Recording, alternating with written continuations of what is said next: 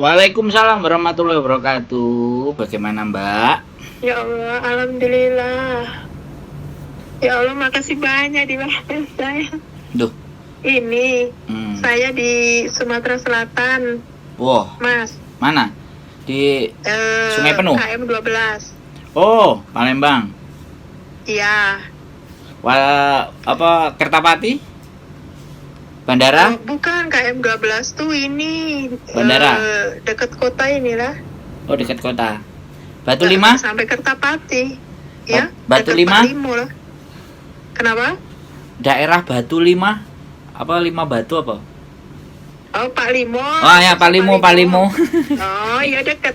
Ingat saya. Aku KM 12 itu kan KM 5. Oh, jadi 5 kilo lagi ya. Pasar. Iya. Kanan jalan. Kenapa? Pasar. Kan habis Pak Limo itu kan perempatan terus bandara. Ke kanan. Oh, pasti sininya.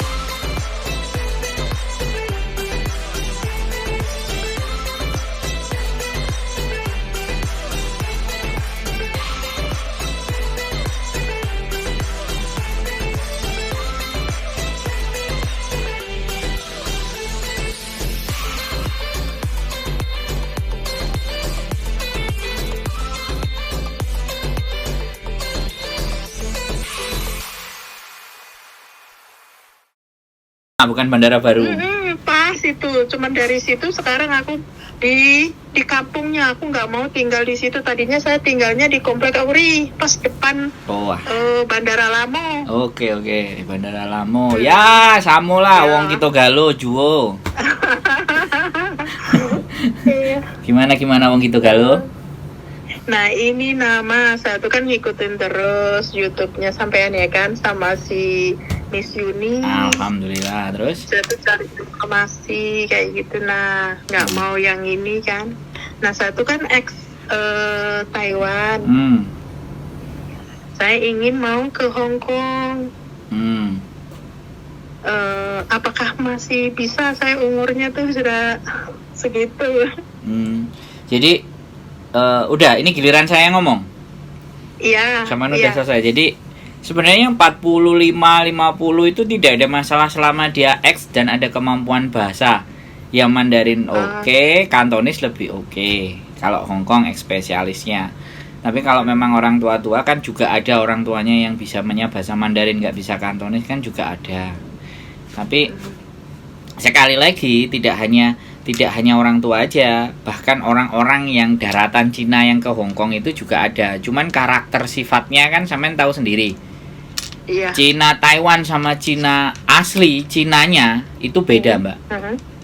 Iya. Jadi beda. Kalau Cina aslinya ya agak-agak resek, tapi yang aslinya jauh lebih resek gitu. Apalagi di Hong Kong.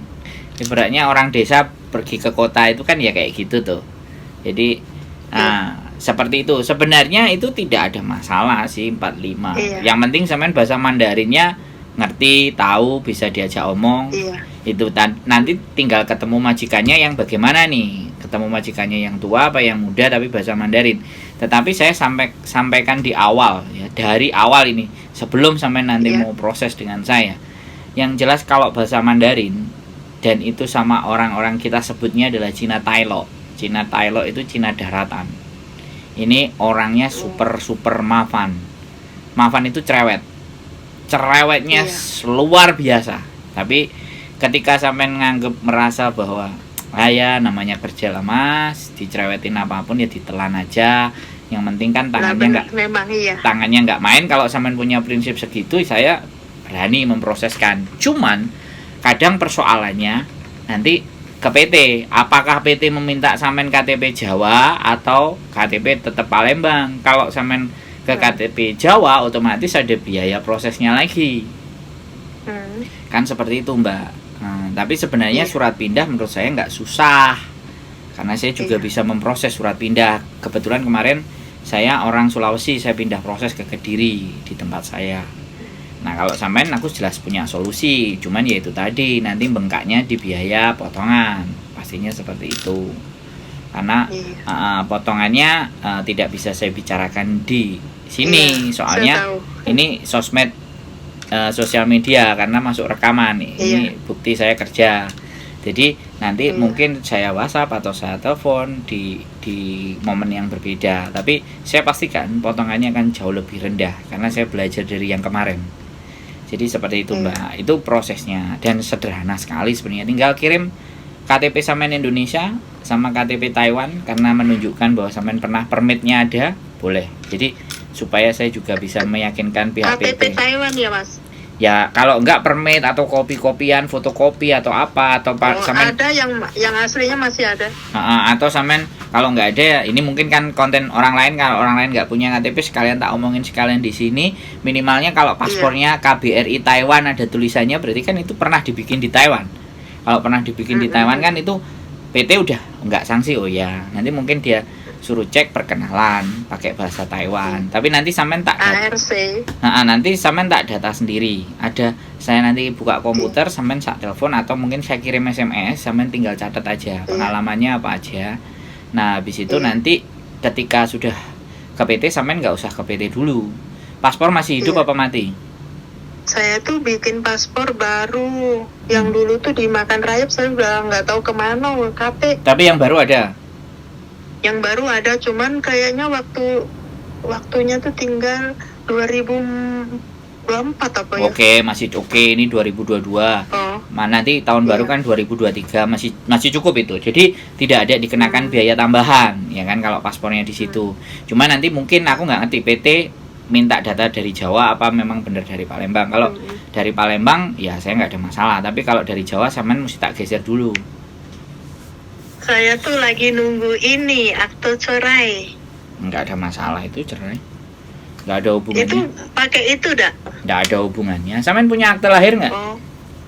Punya ada. Ada ijazah nggak? Ijazah ini apa namanya kurang sinkron. Oh ya sudah, yang sinkron akte sinkron ya.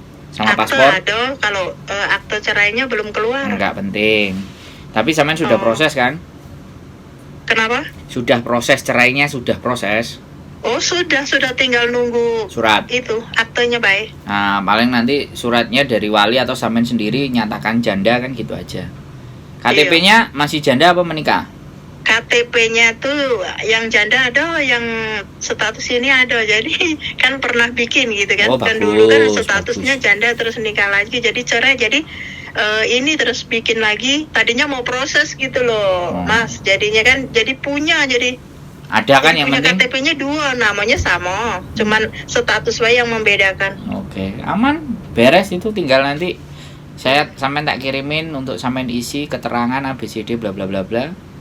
Nanti di cross check kan ada majikan yang mau proses PAP berangkat ke Jakarta Ya, atau amin ya Allah. terus berangkat. Ya sudah, gitu aja Iya. simpel itu. Cuman ya satu hal saya bilang, saya sekarang bisa bercerita simpel dan teori. Tapi saya tidak ingin ketika sampean udah di sini nelpon saya terus ngeluh minta pulang. Oh tidak, insya Allah tidak, karena saya sudah tahu kerja itu. Nah, Kalau ikut orang saya udah tahu. Kalau cuman ngeluh, Mas aku ngeluh, aku nggak bisa beli soto sama rawon, aku seneng kalau dikeluhkan kayak gitu. Aku nggak bisa beli empek-empek, aku nggak bisa beli itu yang makanan khas itu, aku seneng apa namanya? Yang sayur ada ikannya itu loh. Ada ikan, ada airnya.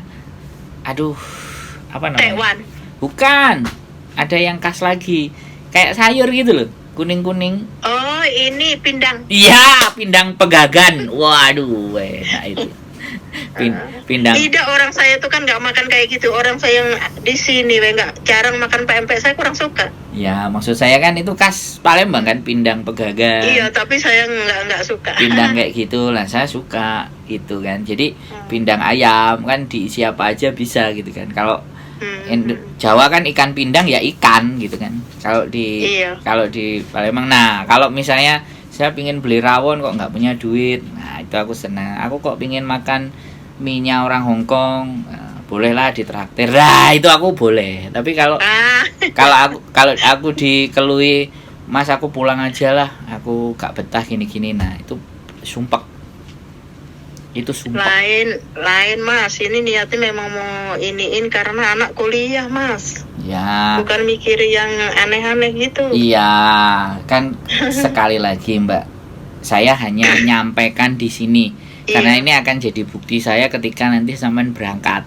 Iya. Iya kan? Sampean kan ngomong saya enggak. tahu harus diceritain yang pahit-pahit. Nah, sebenarnya bukan diceritain yang pahit, itu kemungkinan yang terjadi seperti itu. Tapi kalau sampean punya rezeki bagus itu tidak terjadi. Nah, kalau bagus kan nggak perlu dibahas. Bukan pahit kan, yang kita bahas kan hal yang nggak bagus supaya kita mampu dan bisa menerima hal yang tidak bagus tersebut. Rata-rata kan teman-teman itu tidak siap dengan sesuatu hal yang buruk yang menimpa kepada dirinya. Padahal resiko kita itu sudah menginjakkan kaki keluar dari rumah itu ya resiko apapun pasti terjadi kan. Mau ketabrak, mau kecelakaan, mau dimaki-maki, mau kecuali ya kalau dia sudah main fisik. Nah ini karena hari ini tadi saya lagi bahas bagaimana kasus pelecehan seksual yang selama ini susah untuk ditangani, lapornya kita kemana? Kebetulan saya sudah tahu tempatnya gitu. Cuman nunggu anak yang punya kasus saja, tinggal didampingin aja. Jadi saya juga belajar hal seperti itu. Jadi tidak ada masalah untuk itu karena saya nggak mau batasi rezeki orang. Tapi kalau menurut saya ada yang umur 50, ex Arab, 52, 53 belum sama sekali, maka saya pasti saya tolak. Jadi karena sekali lagi kan orang segitu itu kalau udah berpikir kan susah. Yang ada emosi dan sesuka hatinya. Sedangkan kita di majikan kan nggak bisa begitu Mbak. Sesuka hatinya itu kalau kita sudah memahami ritme keluarga majikan. Kalau sudah sangat kita pahami alur dan ritmenya, dan itu kan pasti butuh waktu. Saya rasa sampean pasti yakin demi anak menyelesaikan yakin pendidikan. Kalau saya. Nah, nek sampean yakin, saya double yakin atau yakinnya kuadrat. Sampai kemarin ada saya yakin. Kemarin ada yang nangis-nangis sama saya, sekarang udah nyampe Hongkong, dia mau nangis lagi ke Hongkong, lah jare ini sampean mau ke sini. Sekarang udah dibawa ke sini, mosok mau nangis lagi. Tak keplain dah sampean gelem enggak? Saya sampai kayak gitu. Kan sudah 3 orang kan yang kita berangkatin. Yang melalui yang persis saya nanganin sendiri gitu loh. Yang prosesnya saya nanganin sendiri. Yang satu lagi agak komplain, enggak tahu hari Minggu nanti ngejak ketemuan. Yang satu sudah terima karena majikannya baik. Saya soalnya kepikiran, Mbak. Saya yang bawa, saya yang kenalin. Kalau mereka merasa tersakiti, kayaknya kok saya berdosa. Karena ada angka yang saya terima kan Mbak. Bisa dipahami nggak? Biaya proses itu kan saya juga ada dapat bagian. Kalau sampai saya nggak bisa merhatikan, ngedem-ngedem, ngasih motivasi atau semangat, kok rasanya berdosa sekali. Rezeki saya jadi ditelan itu ndak enak. Makanya istri saya kemarin, kamu ngapain stres? Ya ini mungkin pertama aku handle anak dari Indonesia berangkat ke Hongkong. Tapi sekali lagi saya tidak ingin mengecewakan mereka karena sekali lagi tujuan mereka ke sini itu apa sih? Untuk memperbaiki kehidupan mereka. Ya, saya paham. Dari konten saya kan sampean bisa mengerti. Orang ini karakternya kayak gimana. Dan saya berani muncul ke atas. Catatan, nggak semua agent atau staff atau PT itu berani nongol di atas. Kalau kita mukanya ditunjukin, namanya juga nama lengkap sesuai KTP. Makanya itu bisa dihubungin ini. Makanya saya sebelum saya tuh WA ini kan saya ngikutin terus gitu. Sip. Jadi saya ini. Semoga ada rezeki. Besok nanti agak pagi dikit kalau apa semen tak hubungi untuk atau store biodatanya nanti ini lagi kita proses.